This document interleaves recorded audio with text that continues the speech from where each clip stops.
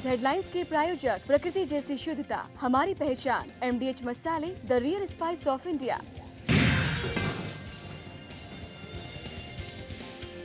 विजय वर्गीय का बयान, आपको बता दें कि देशद्रोही बताया। भारत में रहते हैं लेकिन पाकिस्तान में बसता है इनका मन। आतंकी हाफिज सईद और शाहरुख खान का भाईचारा आया सामने। 26/11 हमले के मास्टरमाइंड ने दिया पाकिस्तान आने का न्योता।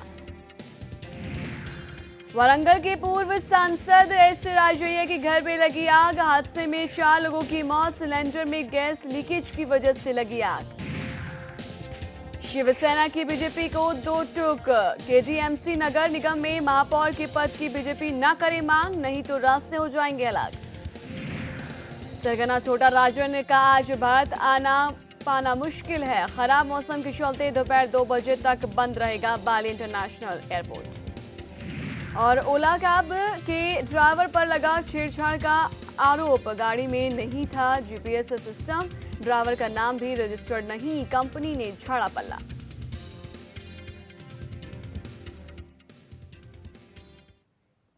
नमस्कार, आप देख रहे हैं सुदर्शन न्यूज और मैं हूं नैन्सी श्रीवास्तव। बुलेटिन की शुरुआत करेंगे इस वक्त की बड़ी खबर के साथ। आपको बता दें कि वारंगल के पूर्व सांसद के घर में आग लगी। उत्तरी तेलंगाना राज्य के वारंगल में एक घटना निकलकर सामने आई है। सिलेंडर के लीकेज की वजह से ये आग लगी। और आपको बता दें कि एस राजैया नाम के सांसद जिनके घर में ये आग लगी। आपको बता दें उत्तरी तेलंगाना राज्य के पूर्व सांसद हैं एस राजैया और उनके घर में आपको बता दें कि सिलेंडर लीकेज की वजह से आग लगी।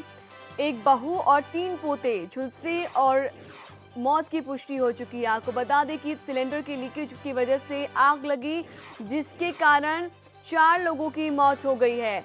आग में बहू और 3 पोते समेत 4 लोगों की मौत हो गई। आपको बता दें उत्तरी तेलंगाना राज्य के वारंगल की घटना है, जहां पर पूर्व सांसद एस राजैया के घर में लीकेज की वजह से, आपको बता दें कि सिलेंडर लीकेज की वजह से ये आग लगी है, जहां पर 4 लोगों की मौत हो चुकी है। सिलेंडर के लीकेज की वजह से लगी आग में एक बहू और 3 पोते झुलसे, आपको बता दें कि मौत की पुष्टि हो चुकी है। 4 लोगों की मौत हो चुकी है।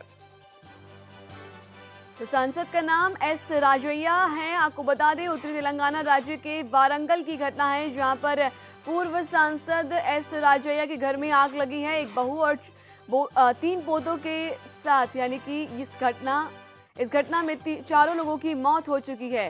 3 पोते और एक बहू, चारों ही झुलसे। आपको बता दें कि इतनी भीषण आग लगी कि चारों की मौत भी हो गई है। वारंगल के पूर्व सांसद हैं जिनके घर में आग लगी। सिलेंडर के लीकेज की वजह से ये घटना हुई। और आपको बता दें कि उत्तर तेलंगाना राज्य में वारंगल जिले की घटना है, जहां पर पूर्व सांसद एस राजैया के घर में आग लगी। तस्वीरें हम आपको पहुंचा रहे हैं सीधे उनके घर की।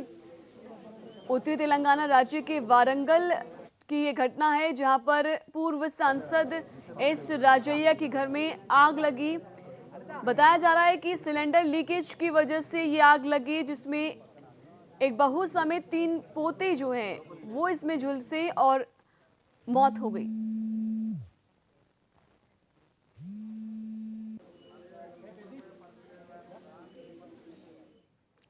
आगे बढ़ रहे हैं। असहिष्णुता पर बॉलीवुड अभिनेता शाहरुख खान के बयान पर बीजेपी नेता कैलाश विजयवर्गीय ने पलटवार किया है। विजयवर्गीय ने शाहरुख खान को देशद्रोही बता दिया है।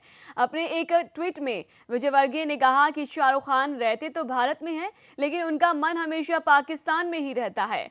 उनकी फिल्में यहाँ करोड़ों रुपए कमाती है, लेकिन उन्हें भारत असहिष्णु नजर आता है।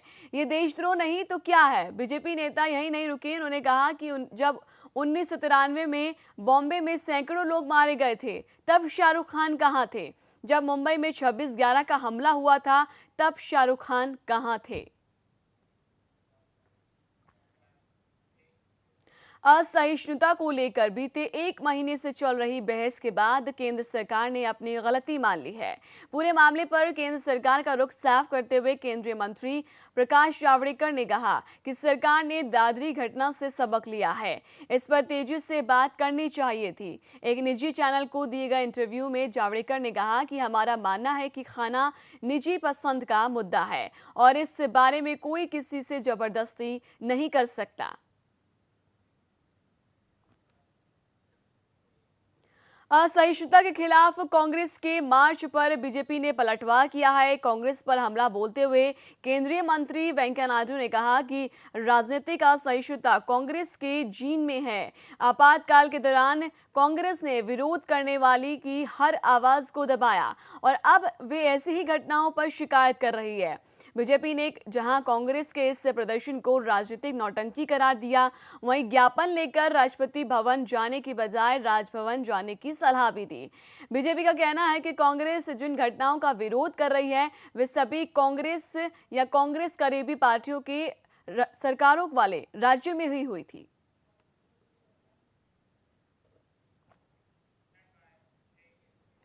कांग्रेस अध्यक्ष सोनिया गांधी और उपाध्यक्ष राहुल गांधी के नेतृत्व में कांग्रेस के नेताओं ने संसद से राष्ट्रपति भवन तक मार्च निकाला। इस मार्च का मकसद देश में बढ़ती असहिष्णुता और हिंसा के खिलाफ विरोध दर्ज कराना था। राष्ट्रपति से मुलाकात के बाद सोनिया गांधी ने कहा कि आज देश में डर का माहौल है और कुछ तत्व जानबूझकर सांप्रदायिक तनाव पैदा कर रहे हैं।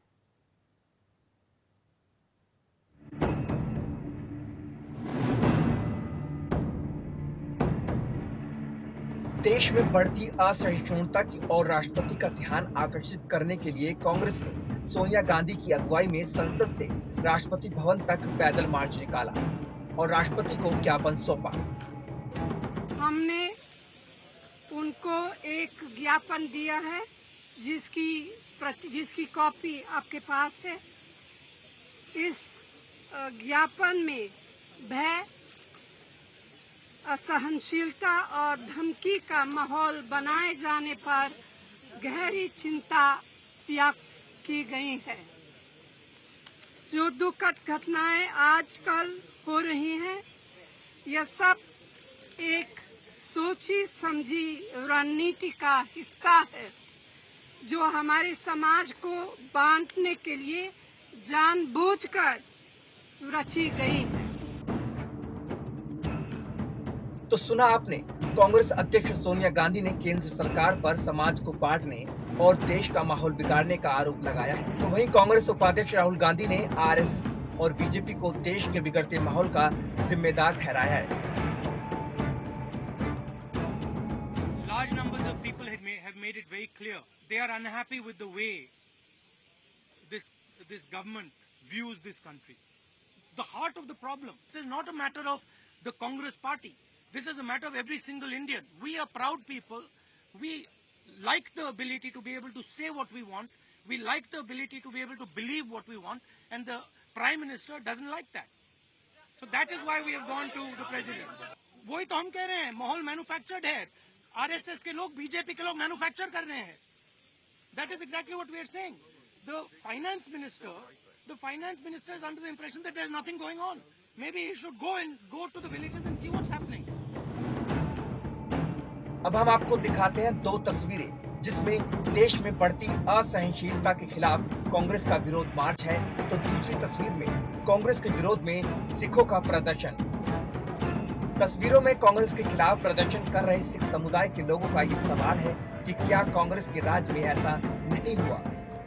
1984 दंगों के समय सत्ता में कांग्रेस विराजमान थी और उसी समय हुए इन दंगों में हजारों सिखों को मौत के घाट उतार दिया गया था। लेकिन लगता है कांग्रेस सिर्फ प्रधानमंत्री मोदी को लेकर ही असहिष्णु है। लगता है सोनिया गांधी केंद्र में प्रधानमंत्री नरेंद्र मोदी की सरकार के चलते बेचैन है। तभी बिना कुछ सोचे समझे कांग्रेस ने बीजेपी और आरएसएस पर देश का माहौल बिगाड़ने का आरोप लगा दिया। देश में असहिष्णुता का सबसे बड़ा उदाहरण कांग्रेस के राज में लगाई गई इमरजेंसी थी। वहीं बीजेपी ने कांग्रेस को करारा जवाब देते हुए कहा कि कांग्रेस को असहिष्णुता का पाठ पढ़ाने की जरूरत नहीं है, उन्हें देश से माफी मांगनी चाहिए। असहिष्णुता के खिलाफ कांग्रेस का ये प्रदर्शन एक राजनीतिक नौटंकी है। कांग्रेस जिनका पूरा काल असहिष्णुता से ही भरा हुआ था, असहिष्णुता जिन्होंने सिखों को दिल्ली में 3000 सिखों की कत्लेआम करवाई, इतना ही नहीं राजीव गांधी ने तो उसका जस्टिफिकेशन किया। तो जो हत्यारों का और हत्याओं का और नरसंहार का समर्थन करते हैं वो असहिष्णु है। तो कांग्रेस को गिरेबान में झांक के देखना चाहिए, उनको खुद के गिरेबान में झांककर देश से माफ़ी मांगनी चाहिए। उनको अगर जुलूस निकालना है तो दादरी के लिए मुलायम जी के घर पर निकाले, कर्नाटक के मुख्यमंत्री को बर्खास्त करे, महाराष्ट्र के एनसीपी और कांग्रेस सरकार की तरफ से माफ़ी मांगे। ये काम करना चाहिए उनको। देश में बढ़ रही असहनशीलता को लेकर भले ही प्रधानमंत्री नरेंद्र मोदी अपने विरोधियों के निशाने पर हो, लेकिन पीएम मोदी अपने एक अहम सहयोगी पीडीपी का साथ मिला है। जम्मू कश्मीर के सीएम मुफ्ती मोहम्मद सईद ने मोदी को कम्युनल मानने से इनकार कर दिया है। सईद ने पीएम मोदी को बेहतरीन लोगों में चुना है, जिनमें सीए, डॉक्टर्स और शामिल हैं। ये बात कही और कहा कि ये लोग कांग्रेस की तरह भ्रष्ट नहीं हैं। सईद ने कहा कि बीजेपी पीडीपी अलायंस बहुत मजबूत है और मोदी जब श्रीनगर में रैली को संबोधित करेंगे तो उनके पास देश की विविधता पर बोलने का अच्छा मौका होगा।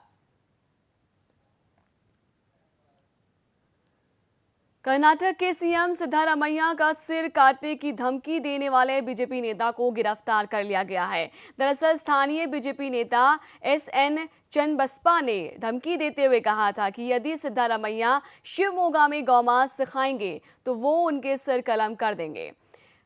चन्नबसप्पा ने चेतावनी देते हुए कहा था कि आप गौमाता के गले पर हाथ रखने की हिम्मत कैसे कर सकते हैं और आप खुलेआम ये कैसे कह सकते हैं अगर आप गौमांस खाएंगे। यदि आप में हिम्मत है तो शिवमोगा में गौमांस खाकर दिखाएं, उसी दिन आपका सिर कलम कर दिया जाएगा। इसी विवाद को लेकर, इस बयान को लेकर उनको गिरफ्तार किया गया है।